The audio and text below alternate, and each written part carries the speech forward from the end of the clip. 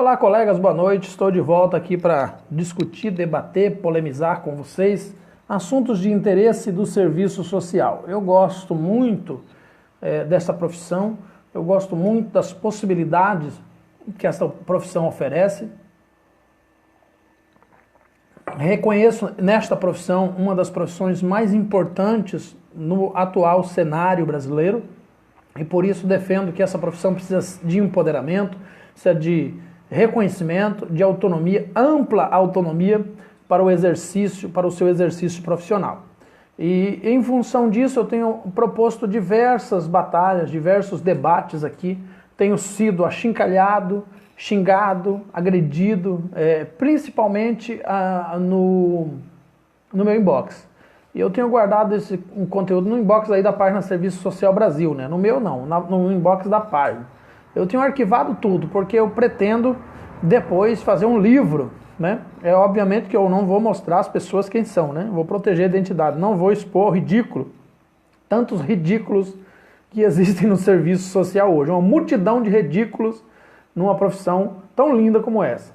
Enfim, estou guardando todos os comentários aí, para no futuro, omitindo a identidade do sujeito, mas quando o sujeito lê, vira o material, apostila, o livro, vai ser um livro em um e-book, eu não vou publicar a versão digital, mas vai ser um e-book, para vocês verem quanta barbaridade esse povo fala. Mas enfim, né? É um direito, o direito à opinião, como diz os outros, como dizem o senso comum, é um direito de todos. O problema é quando a opinião viola o direito do outro, quando a opinião é criminosa, quando a opinião é preconceituosa, é excludente, quando a opinião ela prejudica a construção de um novo pensamento cultural.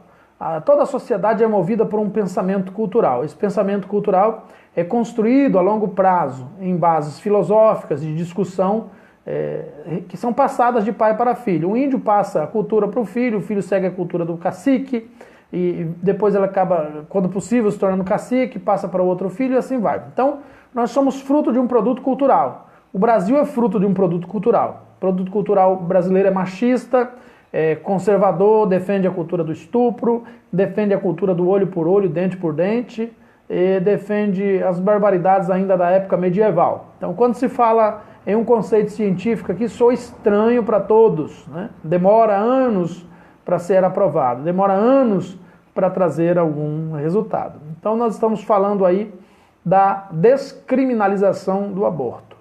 Porque quem foi que começou a criminalizar o aborto no Brasil? Como surgiu a criminalização do aborto no Brasil? O fruto do próprio aborto, o aborto em si é a rejeição de um filho.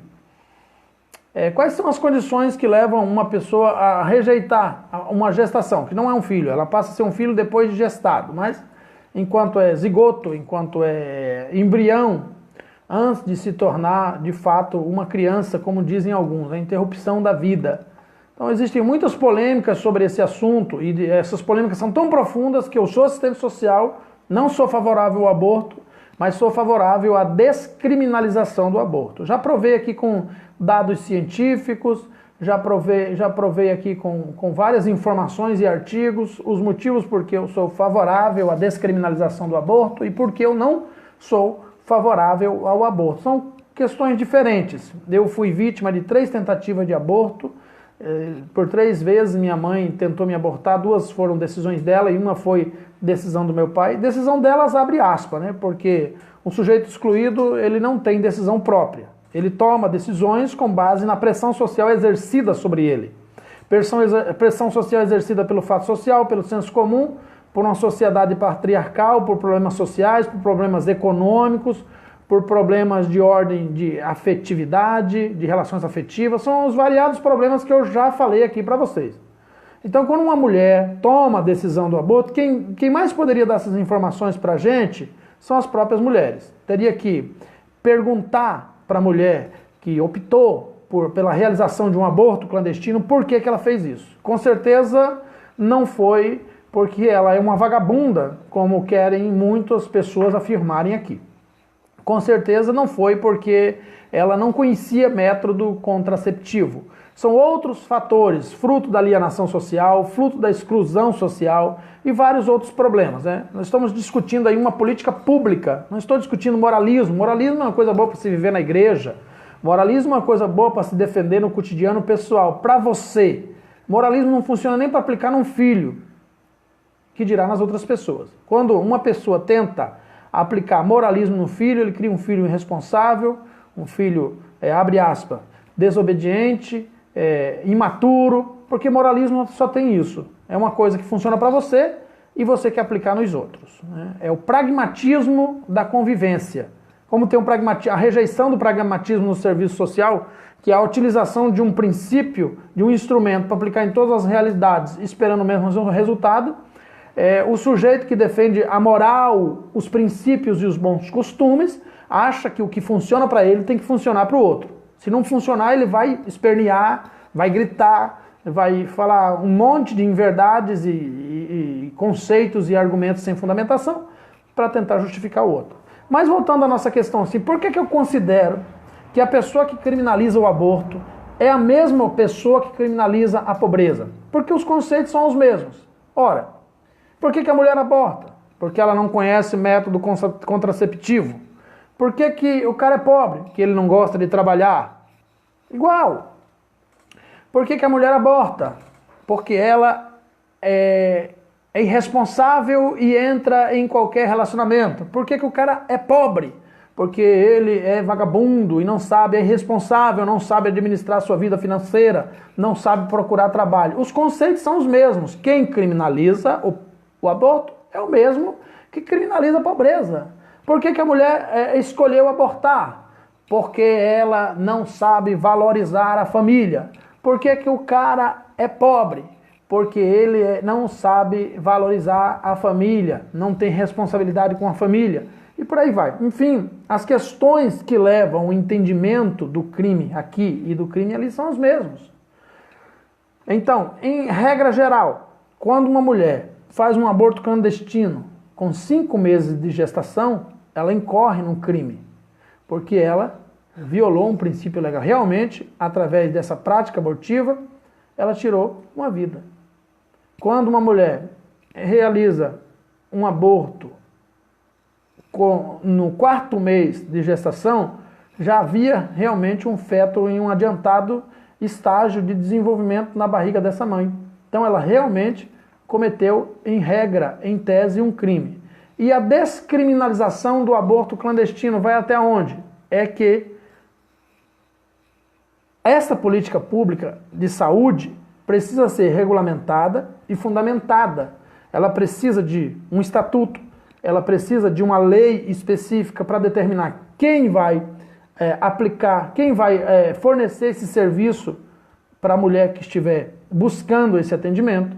Ela tem uma regra, até quando pode. Eu não acho que possa até os 12 meses de gestação, eu acredito que até os 10 meses, porque a ciência define que a transição do estágio é dos 10 meses para frente, não dos 12 meses, apesar do STF entender que seja 12 meses, a minha opinião pessoal é que dos 10 meses, isso em questões científicas, é uma opinião pessoal, uma opinião científica, que eu encontrei base científica para construí-la, de que até os 10 meses seja possível pensar essa ideia de discriminar, ou seja, a pessoa tem 2 meses e meio para pensar, quase 3 meses, para refletir a respeito, receber orientação, acompanhamento, atendimento psicossocial, de saúde e tal, e repensar as questões. Nós não estamos falando aqui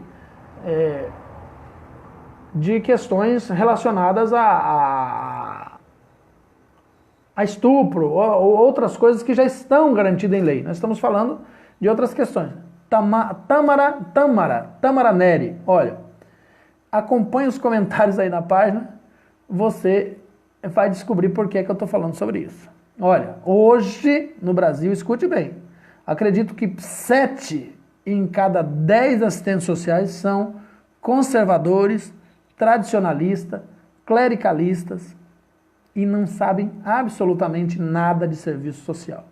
O que você vê de barbaridade de comentário nessa página aí, conceitos que são totalmente na contramão do serviço social. A pessoa não entendeu nada de serviço social. Fez a faculdade, colou grau, pegou o diploma, mas não sabe absolutamente nada de serviço social.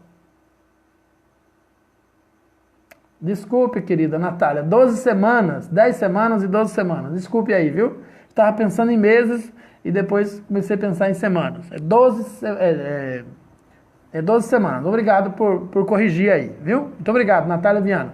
Então, voltando à perspectiva desse debate, existem várias vertentes aí. Chilene Vieira acabou de confirmar o que eu estou dizendo, que quem criminaliza o aborto é o mesmo grupo de pessoas que criminaliza o pobre, porque usa como argumento, por exemplo, a responsabilização do sujeito pelo seu processo de expressão da questão social. Ou seja, existe um processo, existe uma expressão da questão social no Brasil hoje chamada prática clandestina do aborto.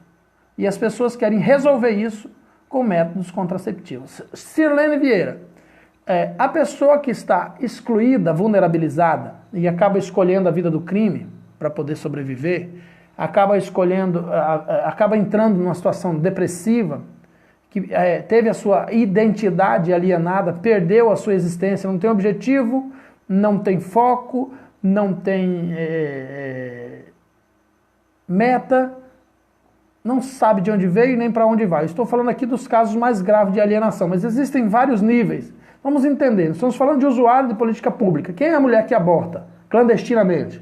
É a mulher, principalmente a mulher negra, da adolescência até os 40 anos de idade, pobre, indígena, parda, as pessoas mais excluídas da sociedade. Está no estudo da doutora Débora Diniz.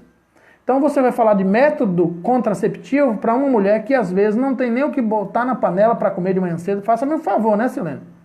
Vai me fazer uma garapa. Eu tenho pedido a tanta gente para me fazer uma garapa que eu estou achando que um dia desse vai chegar um caminhão de garapa aqui para mim na porta de casa. Porque a pessoa não tem emprego, não tem trabalho, mal consegue pagar a conta de luz no final do ano. Totalmente excluída, vulnerabilizada, e o sujeito quer me falar que a pessoa tem que comprar um contraceptivo. Isso a gente está falando dos mais excluídos. E aí eu te pergunto, por que é que 25% dessas mulheres que abortam são evangélicas? Essas evangélicas também não têm dinheiro para comprar um anticoncepcional? Qual é o problema? O problema se chama alienação provocada pela exclusão social. E esses 56% que são católicas, e esses 7% que são espírita, que falam tanto aí em reencarnação, e tanta, não consegue compreender a magnitude da situação, do fato. Quem não consegue, na verdade, são os cientistas, eles aqui nessa página, que vivem fazendo comentários absurdos aqui, que não conseguem compreender. E uma pessoa excluída, que não está mais refletindo, ou seja, fazendo uma reflexão a respeito do mundo e das suas vivências, que precisa sim de orientação, de acompanhamento, de atendimento psicossocial, que vive uma vida de exclusão social, de humilhação, de aviltamento, de violência patrimonial, violência psicológica, violência física, vínculos afetivos fragilizados, relacionamentos com vínculos afetivos pobres ou distanciados, ou até mesmo inexistentes. É verdade, Deise, isso é complicado, né? Parece que o curso deles foi feito na igreja. Mas o grande problema, e aí eu vou abrir uma outra polêmica, que vou para uma outra situação discutir depois, o grande problema disso tudo é a EAD. Falei, a EAD que trouxe essa enxurrada de gente mal formada. Eu sou EAD, só que eu não sou mal formado. A diferença é que eu leio, a diferença é que eu estou constantemente me atualizando, estou constantemente melhorando o meu conhecimento a respeito. Até recentemente eu não conseguia pensar no apoio à descriminalização do aborto. Não tem muito tempo que eu consegui entender que descriminalizando o aborto eu diminuo a prática do aborto. Ou seja, a política pública consegue fazer isso. Está comprovado em Portugal e em vários outros países da Europa, onde o aborto foi descriminalizado e em 10 anos o indicador da prática do aborto diminuiu. Quando ele era clandestino, ele era muito praticado, porque as mulheres não tinham a opção de se tornarem protagonistas da sua existência, da sua ação, de escolherem, ou de terem a opção de escolher. Aí alguém vem aqui no grupo me falar de livre-arbítrio. Gente, numa profissão que não defende a parcialidade, a imparcialidade, que não defende a neutralidade, o sujeito vem me falar de livre-arbítrio, que cada um pode escolher, que o sujeito é neutro no processo, ele pode escolher o que ele quiser. Como uma sociedade excludente, com a mídia massificante, com ideais construídos, com pessoas, multidões que precisam de um outro dizer o que é que ele precisa fazer, como é que ele precisa viver, como é que ele precisa reger a sua vida. Aí a pessoa vem falar de livre-arbítrio? Não existe livre-arbítrio num quadro de exclusão social. Livre-arbítrio e exclusão social não combinam.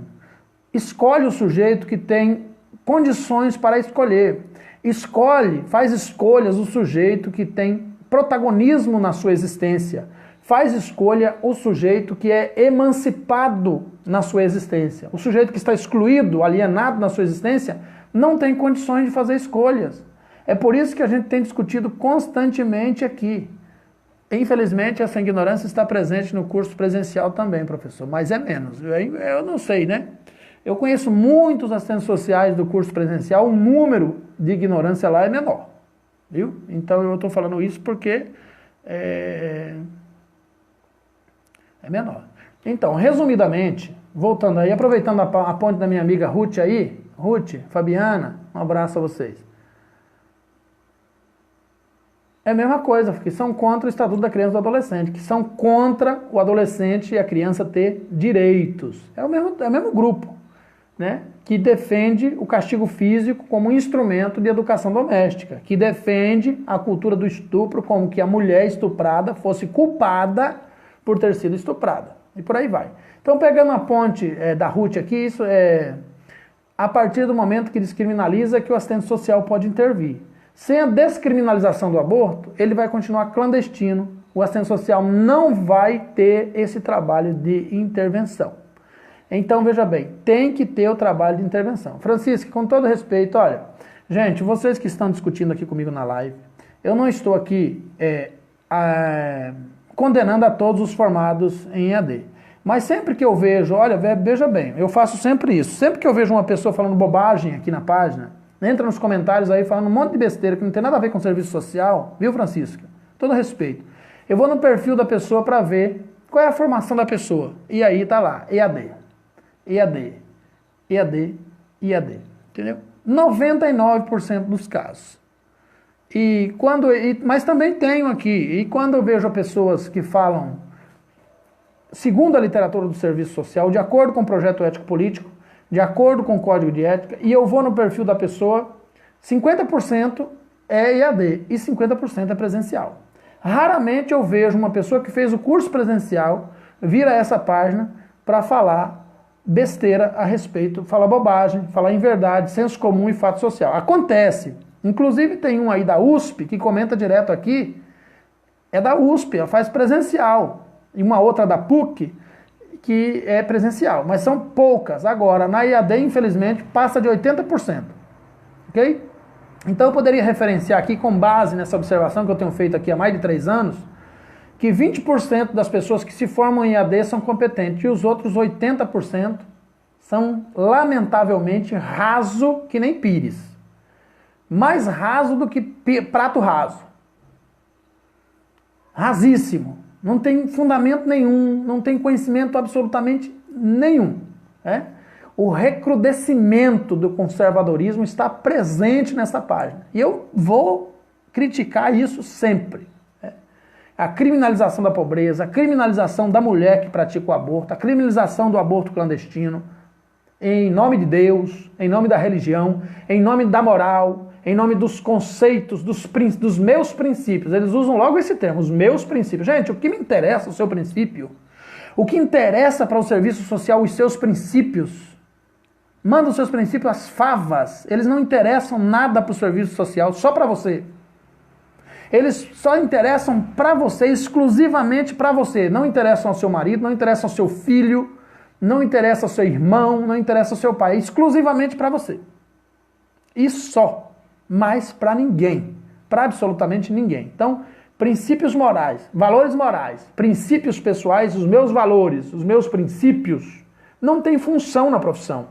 só para você, regem a sua vida, impedem de você ficar louco ou deprimido, impedem de você fazer o que considera errado ou pecado e que você não gosta, não faça. Agora não queira obrigar os outros a pensar como você no que diz respeito à sua ideologia ou crença. A crença é um direito, a ideologia também, mas é uma coisa pessoal, intransferível e não passível de ser imposta aos outros.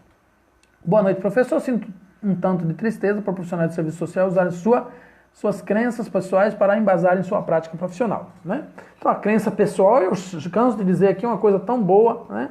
Faz tanto bem para tanta gente. O problema é vir para a prática profissional com a crença. Imagina aí um profissional, um policial cristão subindo o morro com a Bíblia para trocar tiro com a criminalidade lá no morro com a Bíblia, né? Eu vou trocar tiro, a metralhadora comendo no centro lá o fuzil e ele trocando tiro. Veja bem que uma coisa não, ele é cristão, ele é pró-vida, né, como dizem, mas no momento de exercer a sua profissão, quando necessário, ele vai tirar a vida de alguém.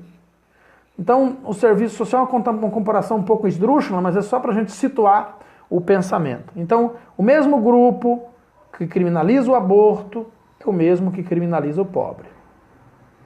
É o mesmo que criminaliza o jovem infrator. É o mesmo que quer a redução da maioridade penal. É do mesmo grupo. É o mesmo grupo que culpa a mulher pelo estupro. É o mesmo grupo que culpa a mulher pela violência doméstica. Você tem que ser uma esposa sábia, porque a esposa sábia, ela edifica a sua casa, a tola destrói. Então tem que continuar apanhando. Aí nós temos 40% dos casos de violência doméstica contra a mulher nos lares religiosos do Brasil. Especificamente nos lares evangélicos. E o restante sobe para a igreja, para os lares católicos, espíritas e ateus. Mas a imensa maioria está nos lares evangélicos, que hoje construíram uma bancada para debater política, mas que quando eu provoco debate religioso aqui na página, diz que não pode, né? Pode sim, vai acontecer sim. Né? É o mesmo que é pobre e não se enxerga. É o mesmo que é pobre e não se enxerga. É o mesmo que é pobre e não se enxerga. Eu acho que o que você quis dizer, Carla Saturnino, é o pobre que se comporta defendendo a classe patronal. Eu acho que mais ou menos isso que você quis dizer, né? É o pobre que defende a classe patronal, defende o neoliberalismo, defende a privatização, é o pobre que é contra o Bolsa Família, que é contra o benefício de prestação continuada, é contra as cotas raciais. Eu acho que mais ou menos isso que você quis dizer. Né? O pobre que não se enxerga, que não se considera pobre. Ele é pobre, mas ele pensa como rico e defende uma ideologia que favorece o rico. Então, gente, era isso que eu queria dizer para vocês hoje. Estou um pouco cansado. Eu volto depois, outro dia, para debater mais com vocês. Muito obrigado a todos que participaram. Fiquem todos com Deus.